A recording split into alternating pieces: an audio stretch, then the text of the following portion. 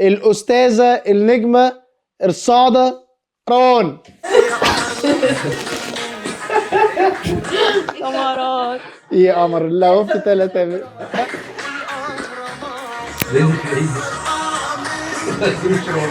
مش عايزه احرق الشخصيه.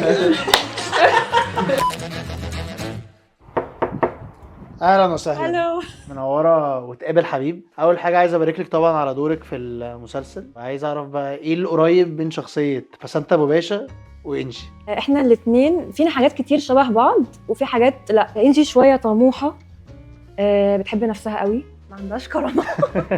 انا حاسه كده يعني. انا لا عندي كرامه جدا. لا انا شايف جامد وشايف ان انت عامله مشاكل مع حازم ابو العزم يعني. ايه اللي عملتيه في حبيبنا؟ انا ما عملتش حاجه، هو اللي عمل حاجات مقرفه جدا. هتشوفي المسلسل. ايه الحاجات اللي بتشوفيها في الشخص تخليكي تحبيه؟ اكتر حاجه مهمه جدا بالنسبه لي ان هو يكون طيب، طبعا ما يبقاش كداب ومش خاين، الحاجات اللي كلنا بنقولها دي. وغير كده لازم يبقى نظيف، لازم احب حد يبقى نظيف من جوه طبعا، بس من بره اهم حاجه يبقى احس ان هو فاهم حاجه، اللي هو ماشي كده مفيش حاجه خالص بايظه فيه.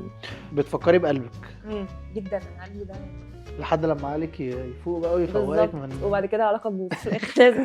جيران الكرفان بيبقى عباره عن اتوبيسات كلها جنب بعض، كل شويه بيبقى فيه اتوبيس هنا اتوبيس هنا. مين في المسلسل ده بالذات اكتر ناس في الكاست بتعمل جو؟ محمود ياسين طبعا، ده نمبر 1، وانجي كمان. وايه البريك بتاعك النهارده؟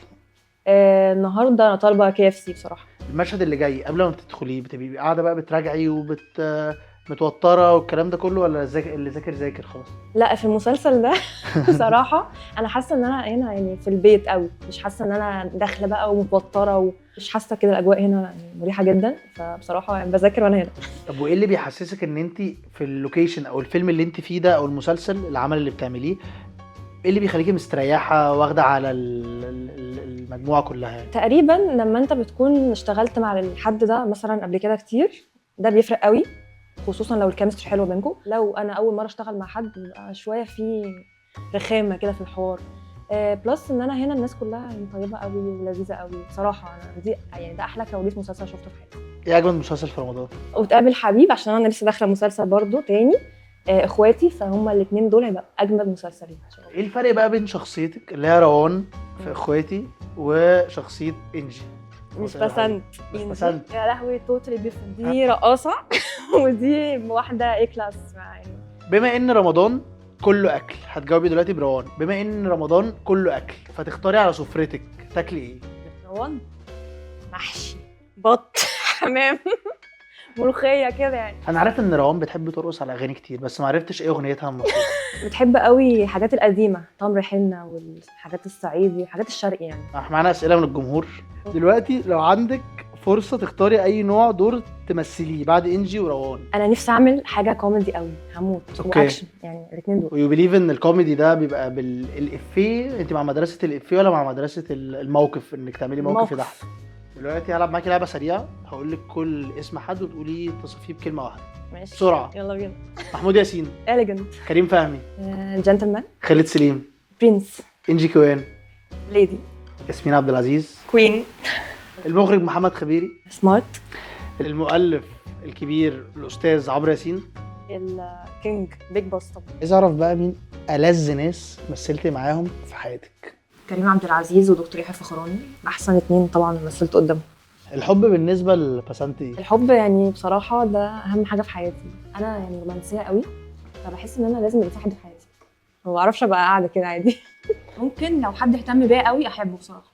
انت بالنسبه لك بتشوفي ان في حاجه اسمها الحب من اول نظره؟ بص هو بيتهيأ للناس ان هو بيبقى حب، اظن يعني، لان انت بتبقى يعني. حسيتيهوش ولا؟ لا انا حسيته قبل كده، بس مع الوقت بتحس ان انت ده اعجاب بس، او ممكن يكون تتعرف على الشخص اكتر فتحبه بقى، بس هو اللي حصل في الاول ده مش حب، ده اعجاب شديد. ايه الحاجه اللي لو حصلت لانجي في علاقه عمرها ما هتسامح فيها؟ خيانه طبعا، ده خط احمر. هي بتسامح عادي بس بتفضل شايله، فاهم؟ على فكره انا في حياتي اصلا اديت فرص قبل كده يعني الناس، بس الخيانه خط احمر. لا كانت خيانه برضه يعني، بس دلوقتي انا بقول لا بعد كده مش هسامح، لان هم بيعملوها تاني. فاهم؟ خلاص. لو انت شخص خلاص مع بعض وبتحبوا بعض، بس ايه الحاجه بقى اللي هتزود الحب ده؟ الحاجه اللي بتزود الحب طبعا ان الانسان يكون طيب، يعني لذيذ كده، يبقى مش دمه تقيل، مش ان انا يعني امل منه، فاهم؟ مين ألذ كاست في رمضان؟ كاست وتقابل حبيب طبعا. طيب انت دلوقتي المذيعه ماشي. وهتبصي للكاميرا وهتقدميني. يا جماعه ازيكم، احنا النهارده معانا خالد محفوظ، نرحب بيه جامد. هاي هاي ازيك؟ ازيك؟ عامله ايه؟ منور معانا. احكي لي بقى عن احساسك النهارده وانت اول يوم تصوير في المسلسل بتاعك الجديد. اول لما المخرج بيقول اكشن بتحط في الشخصيه على طول، بجد بستمتع. يعني انا مش بمثل عشان على فكره ابقى مشهور او نجم، انا بمثل عشان بحب التمثيل. وانا كمان والله انا برضو بقعد اقول كده، انا اصلا مش عايزه ابقى مشهوره بقى وعليا اتنشن. النجمه في سانتا باشا.